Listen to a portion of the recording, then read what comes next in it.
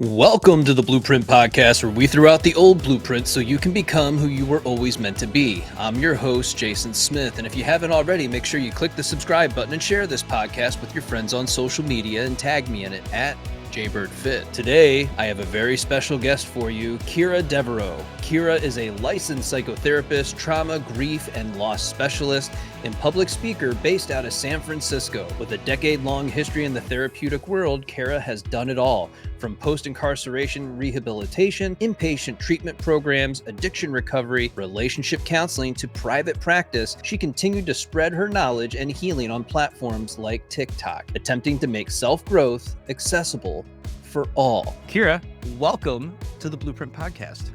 Thank you for having me. Now, you have such a diverse background in the mental health space, with working with everything from addiction recovery to post-incarceration rehabilitation to relationship counseling. And then we just discovered you also do coaching as well. What led you to this field, and how has your work evolved over the years?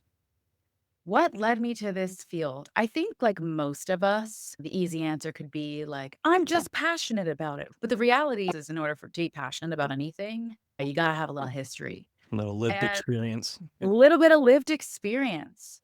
I was a deeply feeling kid, and I was a deeply feeling kid in an environment with no other deeply feeling people. And the product of that was somebody who had no fucking idea what to do, with no tools. And like all kids who don't have the skill set to handle anything, my family and life circumstances really required me to have some tools and get them fast. I fell into therapy. I fell into therapy kind of in an era before there was like a thing you talked about and a thing you did. And if you were a kid in therapy, it was usually like, ooh, like, what's going on with that? I met a wonderful clinician who actually has written one of the leading and like pioneering books on narcissism, Wendy Beharry. And I got very lucky to work with her at a very young age. And I realized um, that the way we get to heal starts from the inside every time, which puts you in the driver's seat. And I thought that was the most beautiful understanding. I thought it was the most empowering experience. And kind of from that moment forward, every time I was dabbling with what am I going to do with my career, I thought I was going to be a doctor. I thought I was going to be an actress. I thought I was going to be a performer. That was like the original game plan for me. And none of it ever shook out and feeling like what was truly aligned for me. And everything came back to that message, which is you get to steer your life the more you look inside yourself. And that's how I fell into it. I threw all my cards on the table and dove in. And then I ended up working a little bit in the social work aspect, working with incarceration rehabilitation, and then went to grad school, did the clinical route, and kind of popped out here on the other side and have been here ever since. I love that you said that you start from the inside out. A lot of my content is built around the idea that it all starts with us internally. And I think a lot of people really struggle with getting to that place to begin with, because everything is external. It's all you did. This is your fault. You made this happen. I'm this way because of you. So, how can we begin to get people to see, or at least allow themselves to entertain the thought that it starts from the inside? I think that is like the golden goose, and I couldn't agree with you more. The more we deny any culpability, any responsibility, the further we're putting off anything going our way. That is, we think, oh, if I take ownership of whatever's happening in my life, if I take some responsibility, I'm saying, oh, this is my fault. When in fact, it's the opposite. And one of the things I teach and preach from every single platform I operate clinically is if you spot it, you got it, which is one of my favorite things to understand. If you're in the world and you're going, this guy could get a load of this guy, there's something in you that scratches that's already a wound in you, whether that means it's a trait you have or it's a trait you've been wounded by. There's something already in there. And that's a really helpful thing to go, that's not my fault. The next thing I like to think about is like, how do people get there is radical self-ownership. The most evolved people in the world are going to take radical self-ownership because it always takes two to tango. And that doesn't mean you're responsible for all the shitty things people do to you, but perhaps there's a pattern of you picking shitty people. And every single time, from every single angle, you could go, what's my role? So I don't say this is happening to me, but I'm a part of this happening, which means I'm empowered to change it. And the last thing I like to remind people when it comes to that kind of mentality, which is like, how do I take radical self ownership? Which is, if nothing changes, nothing changes. It's pretty simple. And we often think, okay, the change is going to come from an external source. The change is going to come, it's going to helicopter in, it's going to strike me like lightning. And it usually doesn't work like that.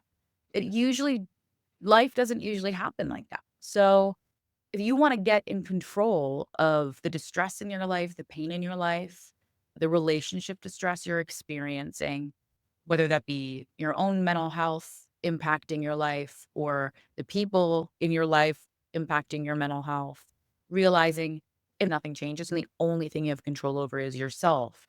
So instead of looking out, empowering the shift looks like getting into the driver's seat and saying, I'm not bad and I'm not responsible for what's been done to me. Nobody is, but I am responsible for changing it. And that's the kickoff. Yeah, one of the most healing things you can hear, especially if it's from a family member, is it's not your fault. Mm. Or if you Always. can hear it from a third party, somebody that just acknowledges and recognizes the things that you went through, they can see it, they can feel it, they can sense it. They're listening, right? They're sitting with you and they're allowing you to express it. So now you're not in this denial of your reality. You're actually in the moment and allowing yourself to get there Mm. to that place and then to recognize that, yeah, it wasn't my fault. And with that Yeah. comes that radical acceptance again of the circumstances in which you grew up, in which you lived. It wasn't your fault, but they were the conditions that you were exposed to. That was your environment, and you had to grow up in that environment. Everybody had their own environment that they grew up in, and I think that we often forget that. I believe they call it Sonder, where everybody has a life equally as complicated as yours, this internal world and experience Yeah. that's happening all around them all at the same time and internally with their own hopes, dreams, goals, and desires. And we often forget that because we spend so much time trying to get the other person to see us, hear us, understand us, to love us, and to get something from that experience of the other person that we don't sit back and recognize that, oh, I have a inner world too, and my story is important. And that's the other part of what you dive into is the story that we tell ourselves about ourselves. Absolutely. I think that is one of the I'm hoping is like the next buzzy thing in like pop psychology is like the understanding of narratives, right? Yeah. We It's kind all of I talk don't. about. Oh, really? I didn't even know that. We're And super and we're but super blind. but here's what's funny. I'm not a therapist, guys. I'm a Yeah. former cop that just had a lot of different life experiences in my 46 years, and it brought me to this realization of the importance of story and what Yeah. you tell yourself and how much that actually matters because it paints everything that you see in the world to include how do you see yourself and your place in it. And we take all these other narratives that are external to us and we overlay them into our own story without ever questioning that we And we even carry should. them. We And we cherry carry pick. and we Yes. go, "Oh, that one fits. So I'm gonna Right. keep that one. Oh, that one doesn't, but it's positive. Toss it." And that's how we're subconsciously operating all the time Yeah. until we become radically aware that these are stories. They're not inherently facts. And not all thoughts are facts and not all feelings are facts. In fact, most of them are neither. And it's really important to really dive in and remember that. I couldn't agree with you more. The narratives and the stories we build about ourselves become the house in which we live. And you get to tear that shit down and rebuild it anytime you want. But it's going to require you looking around and saying, what's holding up this roof? Now, the other thing that you said was if you spot it, you got it. Mm. I think it's important for people to understand it's not necessarily that you have it wholly and completely, but Right. you've experienced it on a level that it's been written on your nervous system. It is a part of your world. It's a part of your experience. So you had a narcissistic parent. It doesn't make you a narcissist, but you did suffer from narcissistic abuse. I think getting to that knowledge and that understanding of self, especially when you lived in that environment, you don't really have a self. You're just an extension of that parent or both caregivers. You're just an extension of them and their world and their hopes and their dreams and their goals. You never really got to foster your own throughout your childhood. So you missed out on a childhood and you missed out on building yourself. And now Yeah, you're this adult that feels kind of incomplete with who you are and how you're showing up, and your relationships don't work out all that well and you're trying to figure it out. Then you finally get to this place where you're on the internet and you find out about narcissism and what that is. And you're like, I only date avoidance and I only date narcissists. And it's careful on that. I see that you're picking it out and you're seeing certain experiences that are familiar and you don't like that, but that doesn't mean that those people then have what you're just trying to make sense of the world, absolutely. and your relationships at that point. I think that's a really interesting and important distinction to make. And I love that we're able to clarify that. Spot it, you got it doesn't mean if you see the trait in somebody else, it means you inherently have it. What it does mean is I am so familiar with this that I have a built in reaction to whatever is happening. When that, it's not, oh, this person who the stranger hit a button, that means nothing. It's like, there means there's a button. It means there's already been a button installed, which means there's history here. And I think you said something really interesting, which is often people don't have a full self that they got to develop when they are born into environments that have such an enormous amount of distress because they're in survival. And then when you're in survival, all you do really, all you're able to do because you're just surviving is pattern adopt. So if you have a narcissistic parent who's always hooting and hollering in line or getting really short tempered or is really condescending or has a hard time actually listening to anything you're saying, it's just automatic reactions. Or it's It's always quite likely punishing you. Yeah. are always punishing you. The likelihood that you're going to have either an adoption, a natural adoption of some of the behaviors, or you're going to, because of the impact of the behaviors, have a natural adoption to the response of whatever that is. So anybody in the world who mimics or mirrors those things in that parent, you're going to have an automatic response that looks like stay so far, get so small, blame myself, because that's how you had to survive. You couldn't blame the person feeding you or keeping a roof over your head. You had to keep your attachment security. So you had to blame yourself. And that can expand in the world. So understanding how that is expanding in the way you spot stuff in the world and how you then relate to what you're spotting can be the gateway to releasing yourself for culpability and responsibility that's not yours to carry in the first place. Yeah, it's that carried shame that we don't understand, that it's not our burden to bear and it never was, but you always have it with you. It's always lingering. It's always there in the background and you don't know where it came from or what it was or how it got there or even how to release it.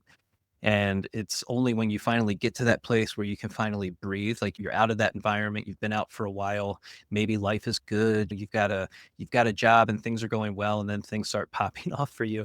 As soon as they get going good, that's when all the stuff, the other bricks start Oh, falling. You're like, oh no, now I have to deal with all this stuff. oh, yeah. Yeah. And often, sometimes the good things we choose are in response to the trauma of our environment. And then you go, "Wait a minute, did I choose this because this is what I want? Or was this another response to my environment?" And it makes so much sense. When things get slow, you have to face yourself.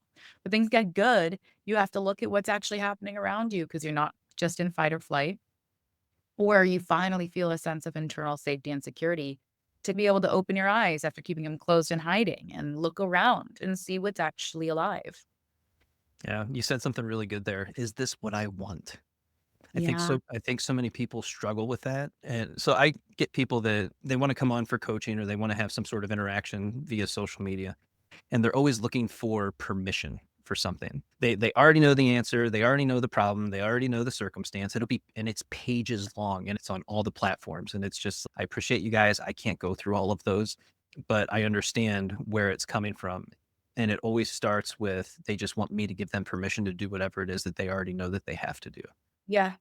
And I think that is we're circling the most beautiful point, which is we often already have the answers.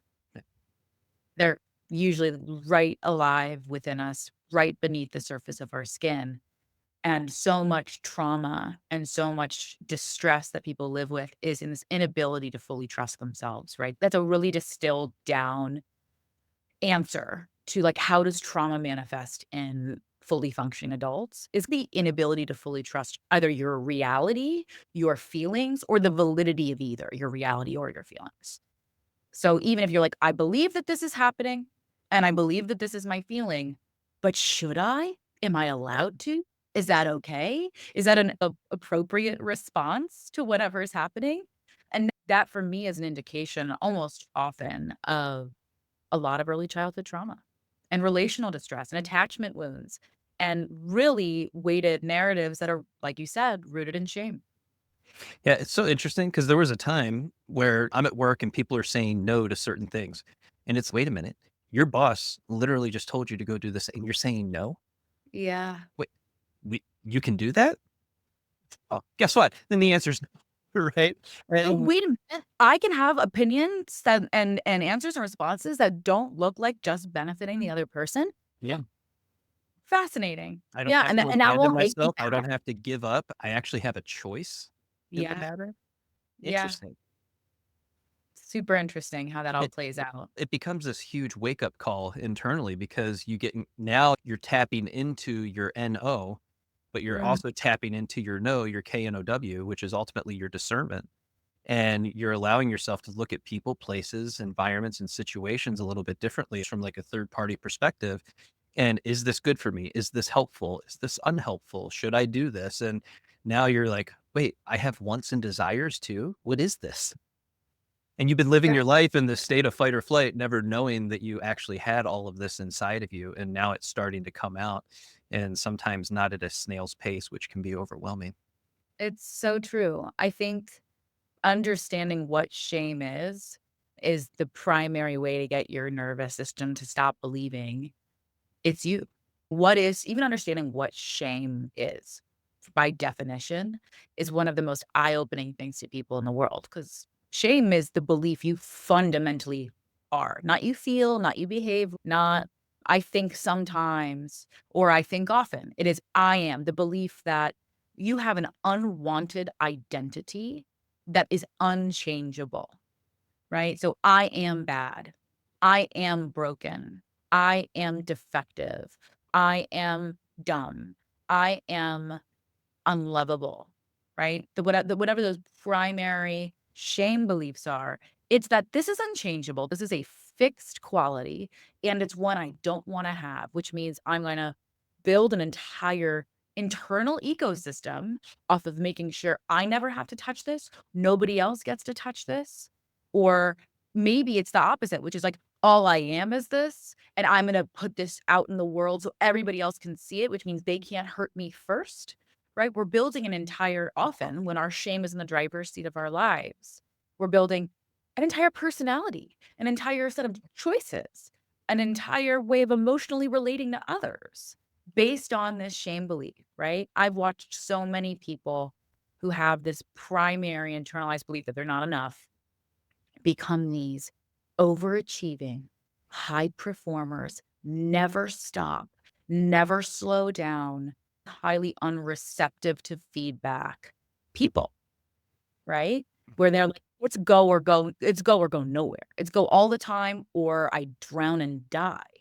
And that comes from the belief that if they're not constantly disproving this narrative, this shame method, that it becomes true.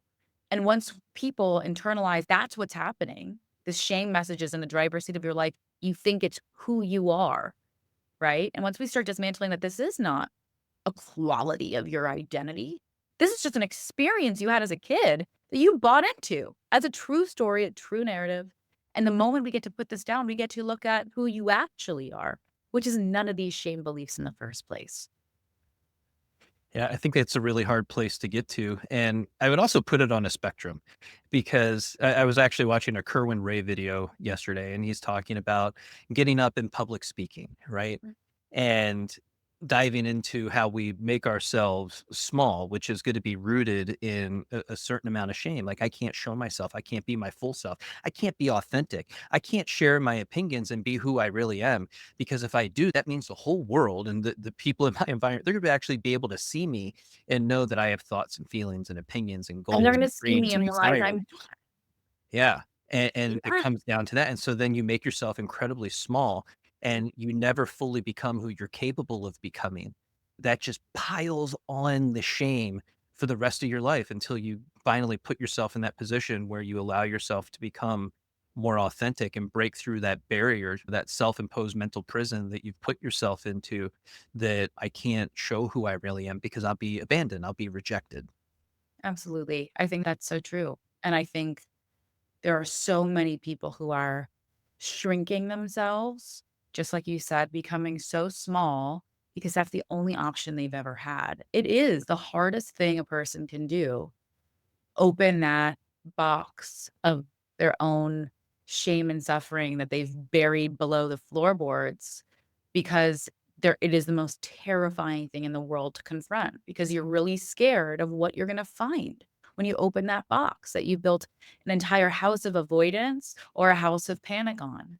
And it's a really important, it's like the gateway to really being healed and embodied and aligned and safe is being willing to open that shame box and say, okay, what's in here? And start to buy in that maybe it's not even your box. Maybe Now it's this the thing and put it under the floor. Yeah, this is a really good place to, if you have an exercise for us, to provide an exercise of something that people can do if they're just now starting to enter into that place of this is resonating with them. They're like, yeah, I've got some shame. I've got some things that I've been going through and I've been trying to fight away, but I'm always in this place of fight or flight or what it feels like. I'm always just trying to survive. And Yeah. how can I bring myself back down from that heightened state of arousal? What is something that I can do? That's a beautiful question, and I think there's something really simple that people can start doing, which is changing the "I am" message, confronting the "I am" message, right? So, when people go, "Ooh, maybe there's something here," I want people to slow down and take a deep breath, and I want them to think, "I'm going to hold this in 2 separate hands. What is the story telling me I am versus what do I know I need to believe that is true?" Right? So 2 separate hands, you gotta pull apart the shame message. What is this shame message? 1, what is it? I'm stupid, I'm unlovable, I'm defective, I'm a failure, I'm Oh, whatever, and it could be all of the above. It could just be like, but what in that moment, contacting the message, right?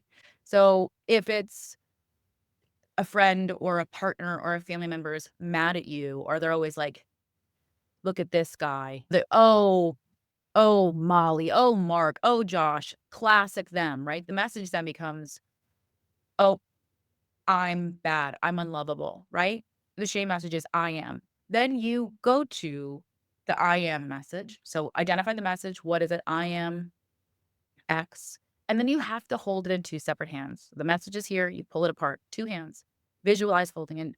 The message is, I'm not enough. What's the truth? What's the truth? This made me feel bad. I'm feeling, what are you feeling? Identify the feeling. This made me feel rejected. This made me feel inferior. This made me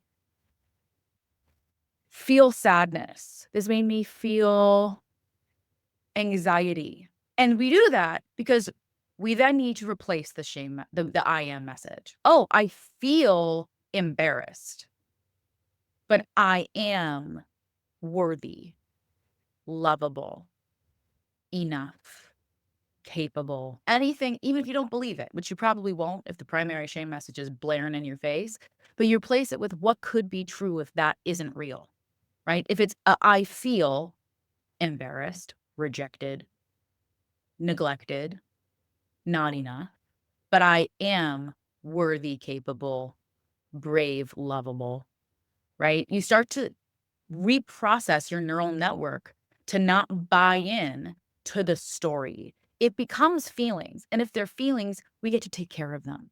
They don't need to get buried beneath the floorboard. We got to hold them gently. And then it gives you an opportunity to rewrite the story and then practice self care. So I'll repeat it just from top to bottom, which is identify the I am message. What is it saying? I am broken, defective, unlovable, unworthy. You name it, whatever it is. And then you pull it apart, right? And say, if this is not true, if I pull this apart and look inside of it and hold it in two separate hands, what does it feel like? What is this experience? If it's not an I am, make me feel I feel X. I feel sad. I feel scared. I feel lonely. I feel unlovable. I feel abandoned, right? Just because they are being distant or avoidant of you doesn't mean you're rejectable. It means you feel unloved. I feel scared. I feel this. And then you go, but I am worthy enough, whole, capable. Replace it. And you practice it every time.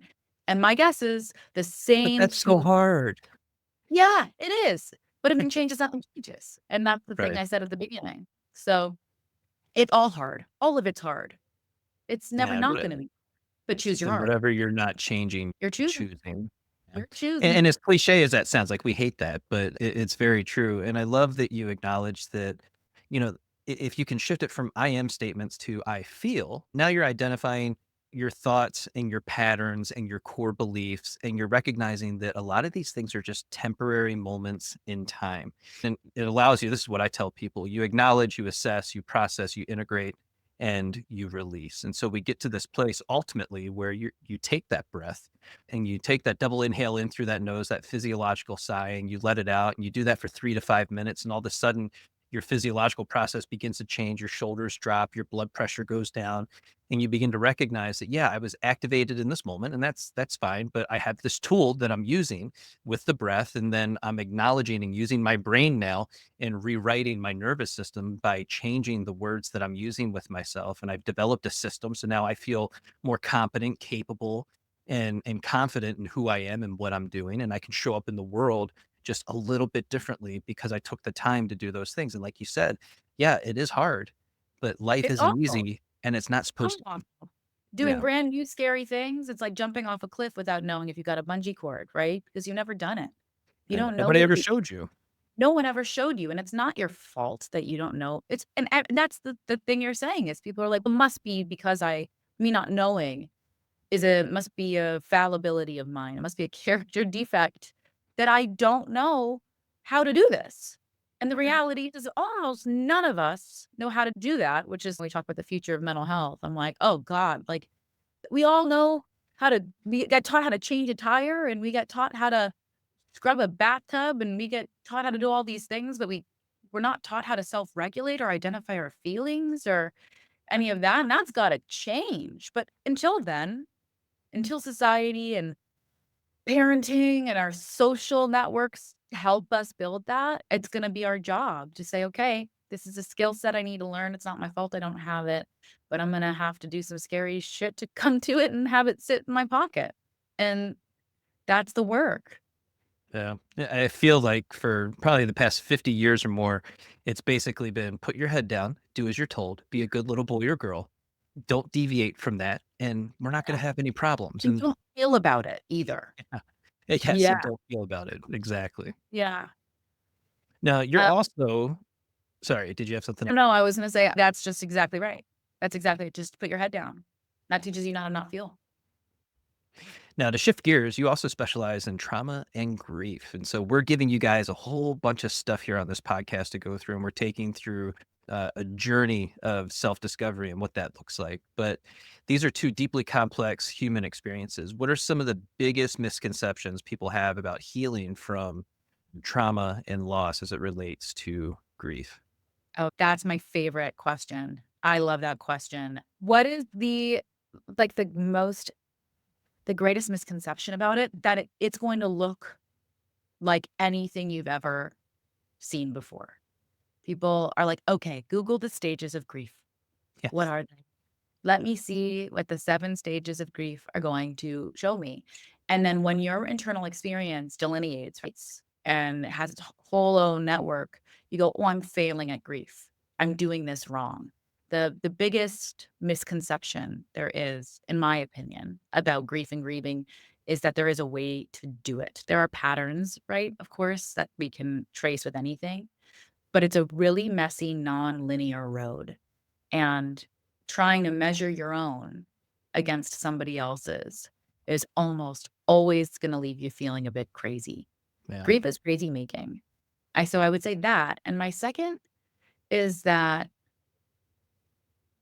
the stuff we tell ourselves that we can and cannot grieve about is usually wrong. And we often, if we allowed ourselves to really sit with what we are feeling, we're going to find that grief lives very closely to things that we might never even notice. And grief's kind of in a lot of experiences that we deny ourselves of having. How can we identify that it's grief to begin with that we're feeling? That's a great question too. Because it's always underlying. It's showing up. It's like bubbling under the surface, and it comes up as all of these other things first. And Yes. it takes a while to get to grief. Yeah.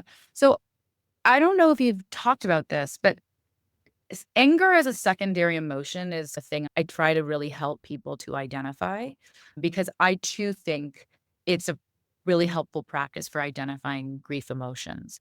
Anger is a secondary emotion, as many people who are looking into mental health know, as clinicians know. And what that means is you've got to have another feeling first in order to get to anger. So usually it's sadness, fear, shame, anxiety, disappointment, pain. Usually it's pain of some kind, sadness that we feel is or unable to express, or it is so heavy or hard to hold that we use anger as our form of expression of that experience.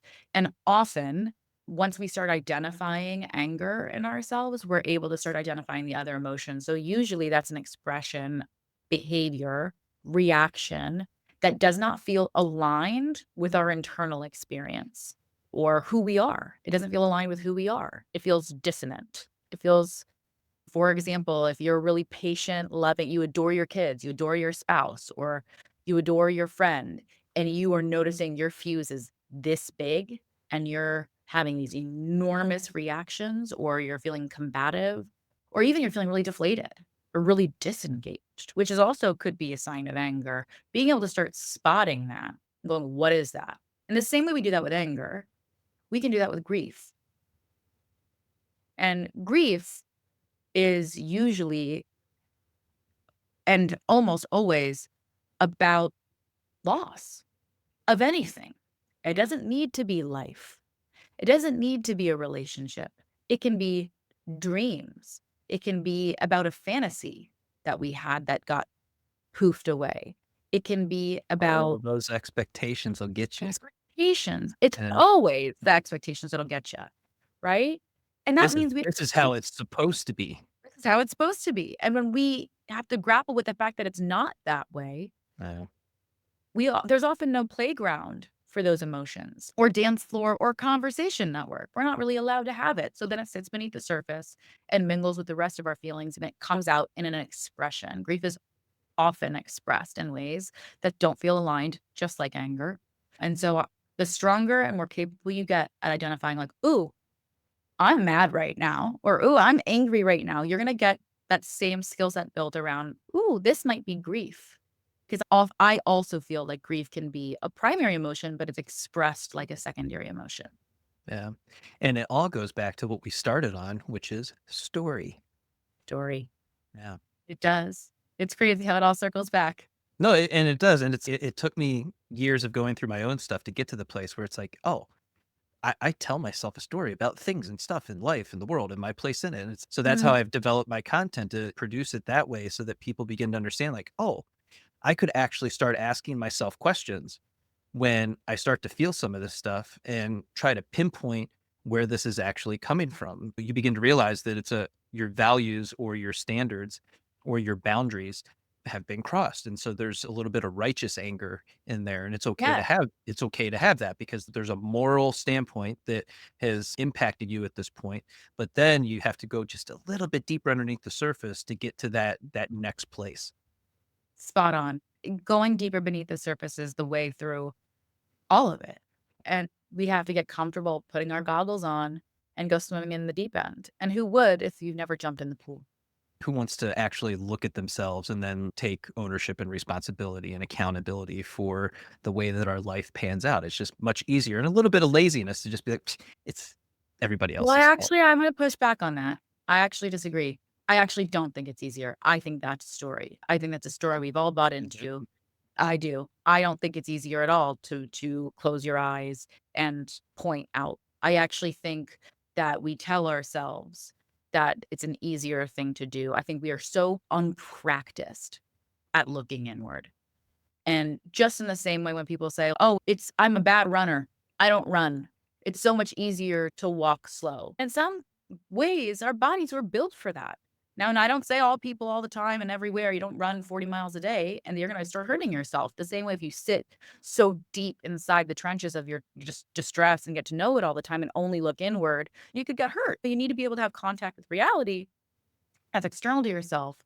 But I think we tell ourselves a very interesting story in this modern era that it's harder to look inside than it is to just point blame and keep pushing, because I think the repercussions of that are Yeah. so much larger. And what we then carry because of it is so much heavier than ever taking responsibility and learning how to process and feel is. It's what keeps you stuck, right? Again, it goes back to story because it's easier to just tell that story and do exactly what I've been doing. Just keep doing what you're doing. And you'll do that till 85 years old. And then you'll be 85 looking back going, oh, man, I wish I had done some things differently. Yeah. And I can't, I won't, I don't. yeah. Right? That those I can't, I won't, I don't. When it comes, why don't you feel that way? Yeah. Or why didn't you work through that?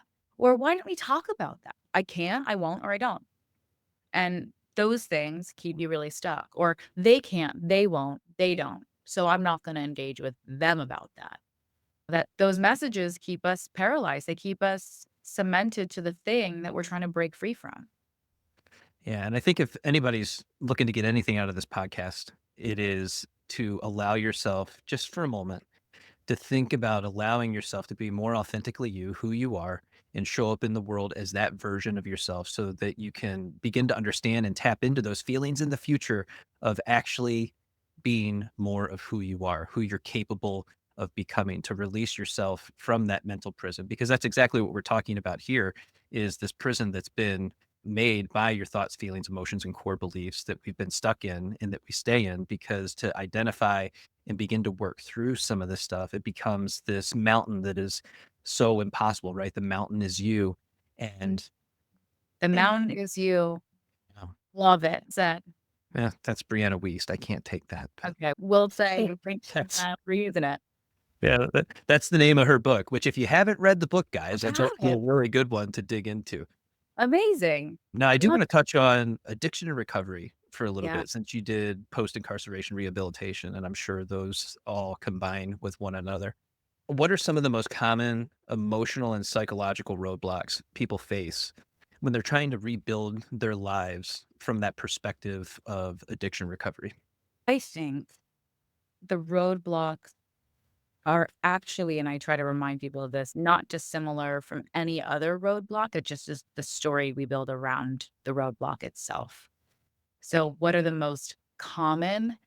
I think the most common is people saying, "This is my most valuable tool. And without it, I can't survive." Whether that be this often substance abuse, substance use disorders, even behavior disorders that we lean towards anger that results in deviant behavior that then results in incarceration or all sorts of repercussion. It's rooted in not having access to your toolbox or believing you have a toolbox at all.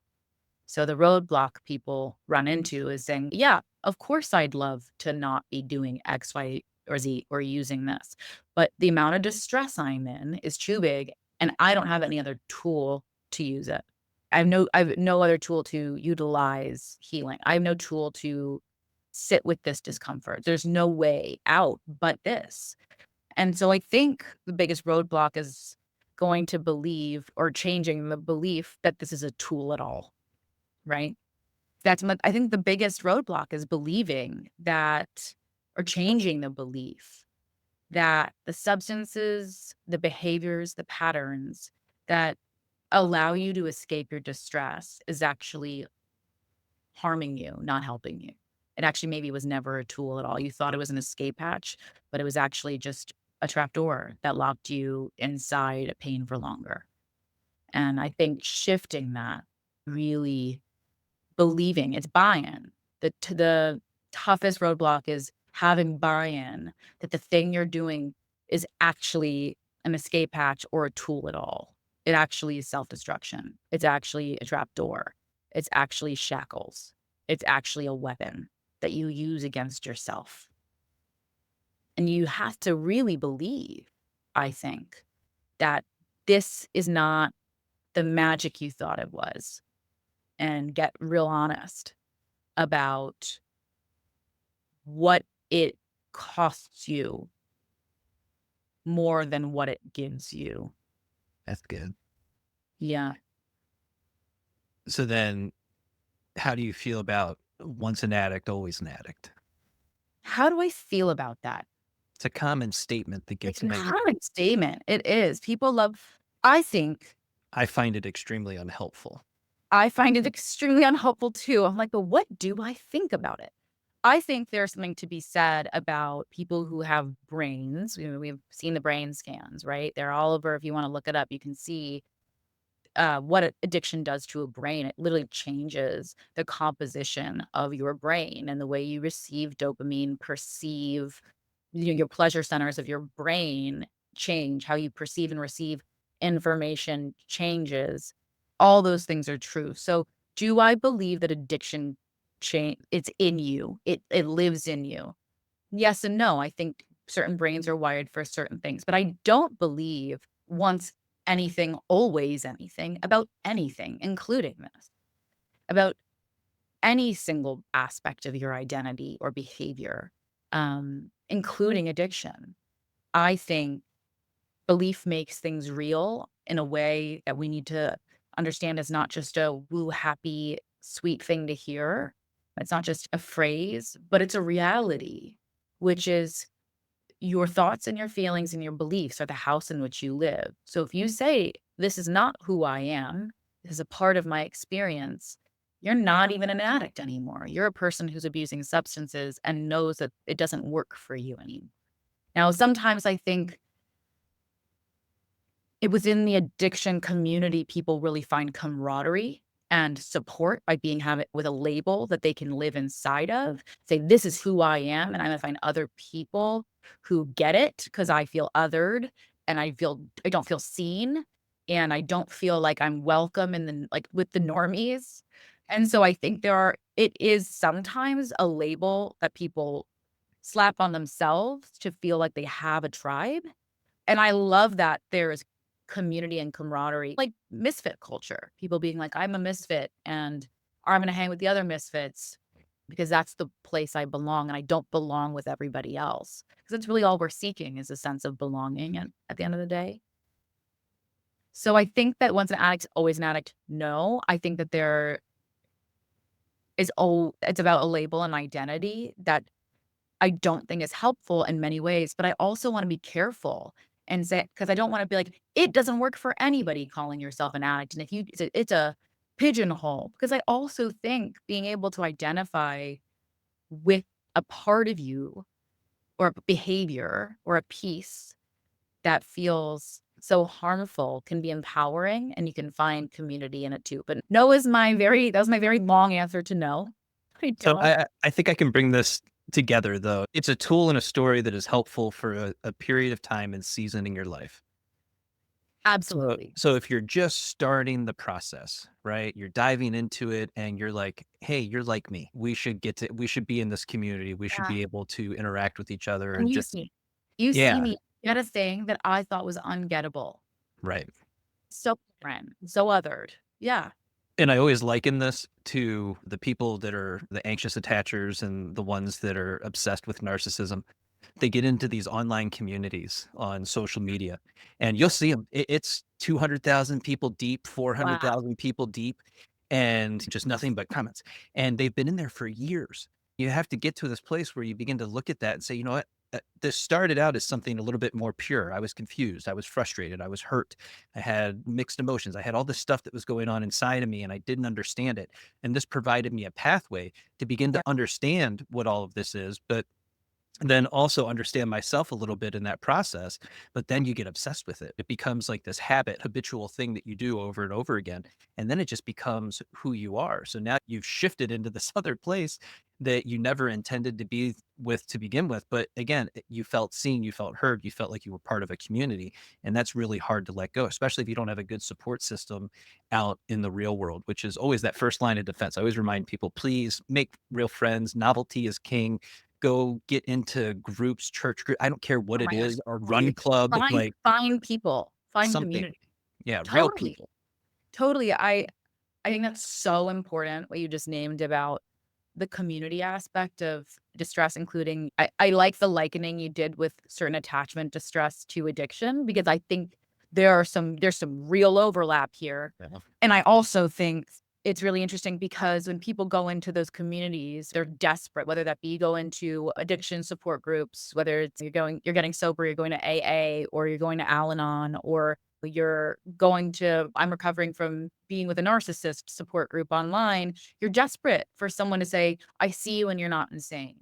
Yeah. Yes, that's not in your head. Yes, that's real. Yes, that's my experience too. Now, once you get that can be really addicting, right? It's in lieu of what we talked about earlier, which is having a sense of self-trust. I believe myself. I believe my experience, right? And without it, without actually developing that internal belief system of, oh yeah, that is real. Oh yeah, that was harmful. Oh yeah, that doesn't work for me. Oh, whatever it may be, of really buying into what you need to do for yourself, using the other and that community in lieu of having your own voice helping support you is always going to be dangerous. So that I think is really true. And also it being a tool to numb out from having to sit with your own feelings and sit with your own experience is a really high risk. In the same way you do scroll on social media. It's a nervous system regulator, right? And so the automatic, I'm gonna jump in and into those groups, into those ecosystems can sometimes be a way you avoid sitting with yourself and really learning how to retrain your mind and lean into you as much as you lean into others. So to keep this on relationships, I made a video on no contact before we hopped on. And one of the Oh, that's the questions. hot button. No, I know, and because people wanna break no contact, and Yes. they wanna break no contact because they didn't want it to begin with, right? This is the object of their desire. I have to be with you. You're the person that meets my needs, or at least I pretend that you do, and I need to be with you because without you, I am nothing, and I have to have that. And so somebody asked the question, what if they owe you a lot of money Uh, and it's already been 7 months? Love that. How would you help somebody work How through would that? I help somebody? I'd say you can wait another 6 weeks. Yeah. You can wait another 6 weeks for your money. I would say I that think sounds from a police officer standpoint, former police officer, that's a civil yeah. dispute, and you should probably, Yeah, that sounds like a legal issue, actually. get a Um, report filed, and you'll be good to go. yeah, you're like, "Hmm, I don't know about that." I think no contact is such an important microcosm for something else altogether, which is love is not attachment. And often people are like, I cannot let go of what I love. And I can't, like, if I lose this love, I will die. This is my life source. This is the nourishment I have to keep going. And that's often what we tell ourselves or what people tell themselves when they have to go no contact, whether it be with their a parent or a sibling or a friend or a partner. And that is what programs us to say, "Oh my god, I can't do that," because love is what keeps us alive, but if it feels like you're going to die without this thing, it's usually not because it's love, it's usually because it's attachment or even limerence. It might not even be a full attachment. It might just be the adrenaline-soaked feeling experience you then have and become obsessed with the idea of another, and breaking the attachment you have to somebody and be if it's real love, if it's real love and this person is a loving being to you who contributes to the love you have in your life and with yourself, and vice versa, you taking some time and space away from them, in my professional clinical opinion, can only reveal what is true, which is it's real love or it's just attachment. And giving yourself the safety, security, and space to really be able to identify for yourself what is a thing that often only distance can give you. But I can't do space. I can't do distance. That's scary. That doesn't feel Yeah. good. Sometimes what's scary means you gotta go in. Sometimes Yeah. but yes, of course. Yeah. No contact is so scary. And I think I offer people, what if every time you wanted to reach out to them, you reached into you? What would that look like? Because they're scratching an itch for you in there. They're comforting some piece of you that you're desperately trying to get comforted, or a need being met for something in you. You know, what would happen if you reached in there and you did it for you? Would you still want them? Would that still feel safe? Would that still be love? Yeah.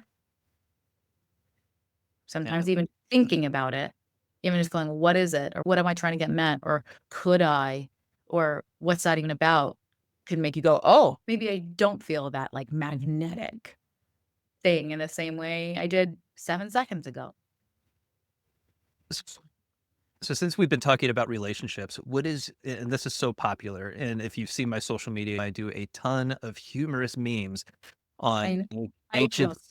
anxious and the avoidant as a way of just providing some insight that, like you just said, it's really hard for us to even entertain or to look at. That if I dive in or delve into self-soothing, then that means that I have to take care of myself and my own needs, wants, and desires, and feelings, and thoughts, and emotions, and that's too overpowering. So what do I do? So what's your take on the anxious and the avoidant dynamic? Wow, there's so much to unpack there. I think Your one of my best 5 minutes. my best 5 minutes. What's my best 5 minutes? My best 5 minutes is, I think the anxious and avoidant dynamic is like a real comfy, cozy way to distill down something that's much more complicated. And we're putting people in buckets that I don't think they need to live inside of. I think it's a helpful label. I think it's a helpful identifier to notice what's happening in you. I don't think things are as cut and dry as just I'm anxious and they're avoidant, or I'm avoidant and they're anxious. I We just became best friends. This is great. oh, did Yay. If glad if we're you glad. dive into the captions on my content, this is exactly it, guys, and if you're not Oh, man, I'm making so this a glad. part of you, you need to. We're building bunk beds. We're building Yeah. bunk beds in the basement. We We are, are. man. It We goes are. so much deeper, like you're saying.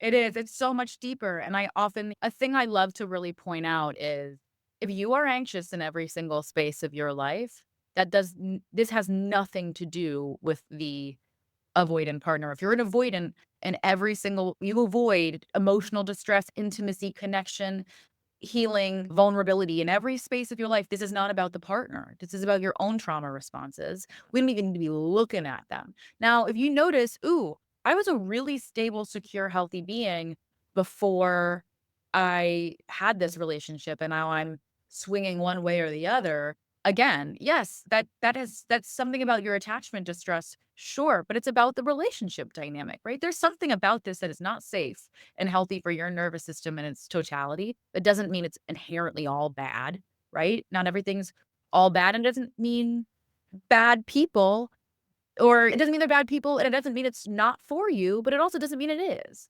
And we want to make these, we would like to, of course, people would like to vilify the people in their lives who are causing them pain and distress, but it's creating simple solutions to complex problems and complex people. And I think that can get us in real trouble.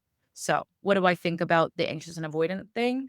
I think it's real. I think there's some real psychological and scientific realities to the fact that we try to heal the wound in us by choosing somebody that's a reflection of it. I think that's an inherent reality, but I don't think that's just with anxiousness and avoidance and attachment wounds. I think if you have a narcissistic parent who doesn't, or a harmful parent, or a disengaged parent, you will often try to replicate whatever wound that caused in you in the romantic partner you chose, to prove to yourself that those things aren't true and they're not about you. You had a mom who abandoned you or didn't show you the love you needed, or a dad who abandoned you and didn't show the love you needed, choosing somebody who already doesn't really show you the love you need and say, if I can convince them to love me the way that feels safe, then I get to heal this wound that is the deepest in me. Then I get to prove my lovability. I get to disprove my shame message. I get to heal my attachment. I'm saved, right? And we subconsciously replicate these things. I think that expands far past attachment. I think those are pretty hats and pretty bows we can put on some little much larger complex dynamic. They can be helpful, especially in my opinion, when it comes to avoidant distress. I think having a label for what that is more beneficial to the self and to the person who's trying to do work than some of the other tangos. Because that's really often people who avoid understanding themselves or making contact with themselves. It's because all of it feels too much and too impossible to touch. And having an understanding of what's happening to you and being able to dive into that can be the lifeboat, that the buoy that you need to grab onto that can help you start doing your work. But complex problem, simple answer usually never It's is the never, yeah, it's not enough. If we can look at, oh, it's my type. Yeah, your type. And guess what? It's familiar. Yeah, Yeah, it feels like home. Okay. How was yeah. home? Yeah, how was home? Was it on fire? And I insert that phrase in so many of my videos are like 5 minutes long. But I tend to insert that particular phrase and it hits every time. You'll see it in the comments section. They'll Yeah. really look. Well, it's They're so like, real. oh, they're like, I Yeah, don't like that because now you yeah, have to reflect on what was home like and what were the circumstances and situations and problems. And then, oh, I'm dating this person and they're not really all that great, but they're the best things in sliced bread that I know of because of your attachment. It's not because you might have a love for them as a person, as a human, right? But it's more attachment than it is that love. And so you feel this overwhelming connection that you have to have. You got to get them. so Uh, true. Somebody wrote the book, and you got to get the guy. You don't have to get anything. You have to be more of you. And when you're more of you, you'll unlock this whole new level to the game and you'll gain Yeah, access to different types of people that are now going to resonate at that frequency that you are. absolutely. So well said. And I think that's so important to be like the buzz reminder. It's similar to mine, which is I really am I am the anti cool girl culture captain. I think it's so silly. And I'm like this whole like nonchalant, pretend you don't care, assimilate and be a chameleon to the person you want to be. I think is a Yeah. gateway drug to getting your heart broken. I think it's a gateway drug to creating more trauma. I think it's a gateway drug to causing your own attachment distress. I think the fastest and best way for you to get what you want, other than becoming what you seek in someone else, is to be all of you and be it proudly and be it boldly. Be, as I like to say, the most chalant version of yourself. Be a person who cares, be a person who's passionate about all the things you're passionate about, be a person who feels all the things that are authentically your feelings. And it will allow for people to see you for who you are and choose you for your fullness. Now, that's going to require you being or practicing learning how to be okay with people seeing you and saying, not for me. And you not crumbling. That's the reason why we hide ourselves. So we don't have to feel rejected for what we're being witnessed as, but it also prevents people from seeing your fullness and accepting you for who you are. They're very keen to label everybody and everything everywhere Mm. all the time because they're trying to make sense again of their world and their place in it. And you're an avoidant and you're this. And since you're an avoidant, I just sent you the book Attached Priority Mail saying you need to read it because you need to fix yourself because you're the one that's broken. And it's just hold up, homie. Slide back, step back for a second, take a breath, like focus on you. What does your anxious attachment actually tell you about you?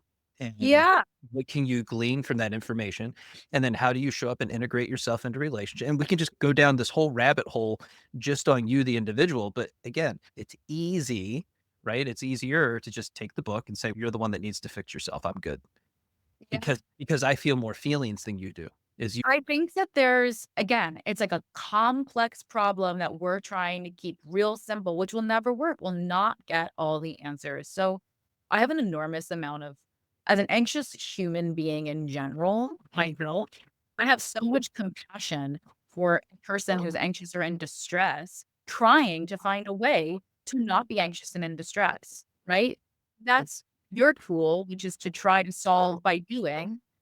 We have to understand that the avoidant is trying the avoidant, air quotes, right? I think that's a silly way to frame it, but someone who uses avoidance as their main tool, they're trying to do the same thing, regulate themselves, right? So, yeah, I think there's some validity to being like, I need to label this. I need to label this to understand it. So, fair, helpful until it's not, right? Because Yeah. again, we talked about, which is externalizing, externalizing, externalizing, externalizing. At some point, you got to look inward. No, you don't have to say, I don't hold them responsible, because it's quite possible that someone else is responsible for their behavior and the harm they're causing. But that doesn't mean it's in a lieu instead of you looking inside.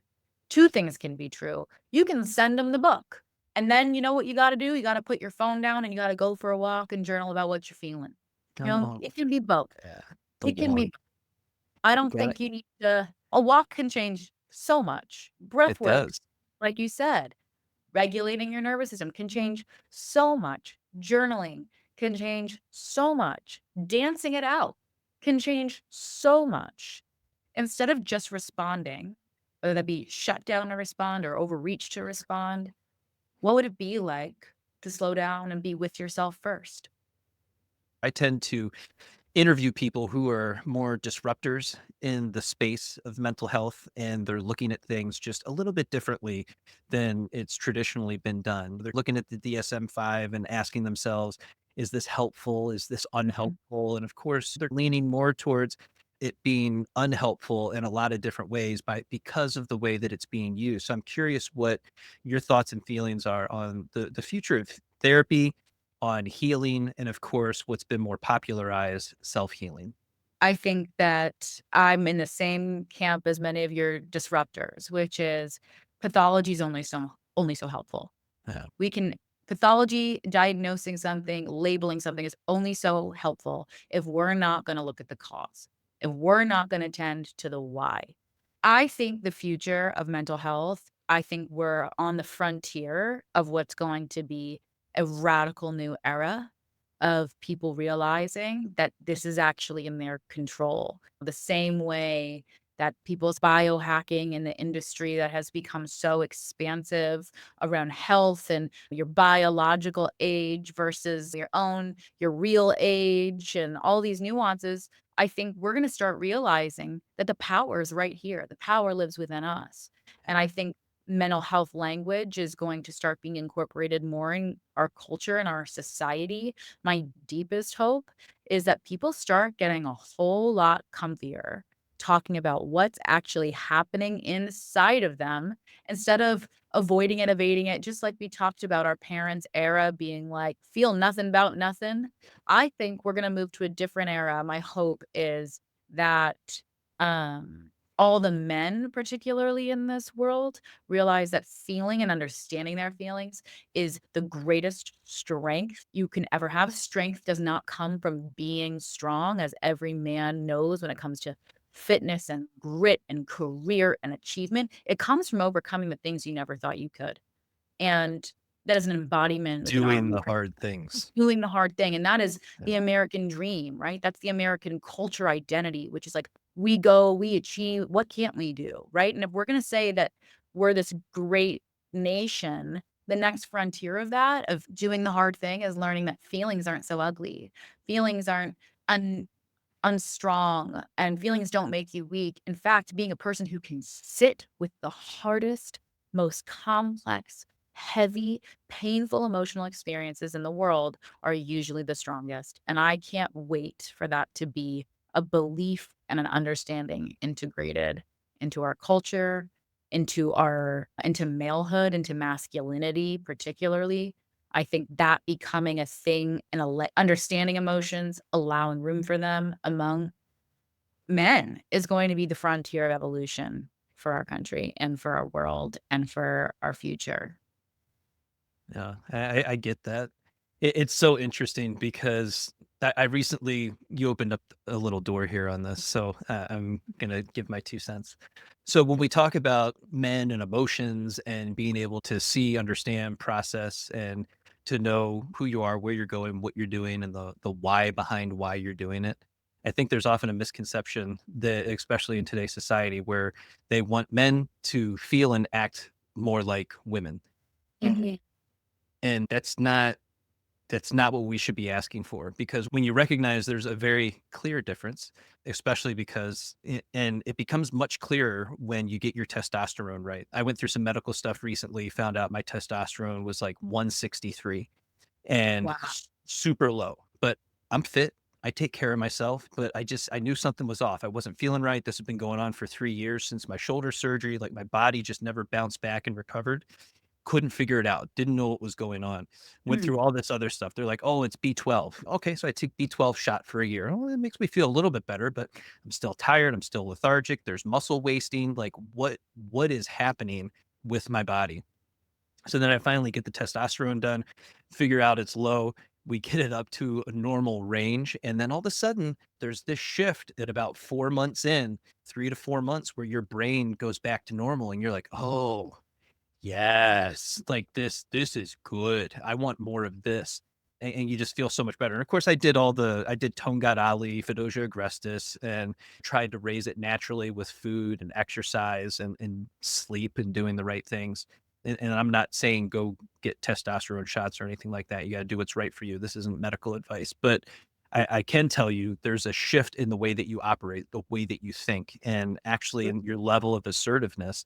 And so when we get to this place where we're talking about emotions, it's actually you understanding again who you are, where you're going, what you're doing, and the why behind why you're doing it, and to stop freely giving away and outsourcing your well-being to other people, thinking that the person that you're with in a dating relationship or a marriage is supposed to give you everything that you don't have inside of yourself. No, that's the inner work that you have to continue to do, to focus on yourself physically, mentally, emotionally, and spiritually. And it has to be the work that you're doing as a habit daily in each of those areas, just a little bit, a couple minutes here and there on each of these things, and you'll begin to feel more capable, competent, and confident in who you are as a person and the way that you show up.